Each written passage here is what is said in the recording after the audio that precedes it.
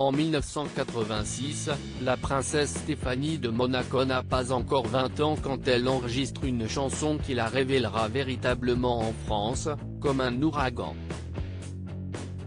Pourtant ce titre composé par Romano Musumara et écrit par Marie-Léonore n'était pas initialement destiné à celle qui est alors troisième dans l'ordre de succession au trône monégasque, elle a depuis bien reculé dans cet ordre.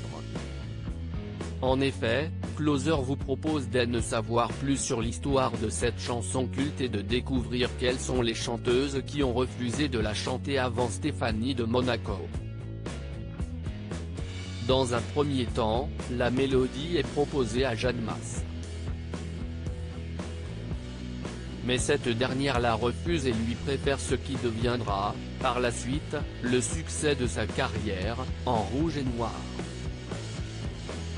Romano Musumara, le compositeur, propose alors sa mélodie à la chanteuse Marie-Léonore qui écrit des paroles qu'elle dédie au chanteur britannique Robert Palmer. Marie-Léonore enregistre alors une maquette mais la maison de disques Carrère ne donne pas suite. Claude Carrière, patron de la maison de disques, décide de proposer comme un ouragan à Sheila mais cette dernière, brouillée avec le producteur, refuse la proposition. La chanson est alors présentée à Jean-François Michael.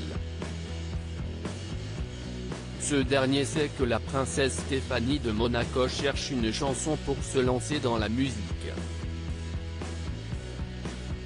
Il fait écouter comme un ouragan à la princesse monégasque qui saute sur cette occasion. Comme un ouragan, un succès ici tout pour Stéphanie de Monaco en France, le titre Comme un ouragan est certifié disque de platine avec plus d'1 million de singles vendus. Le titre reste 10 semaines consécutives en tête des ventes du top 50.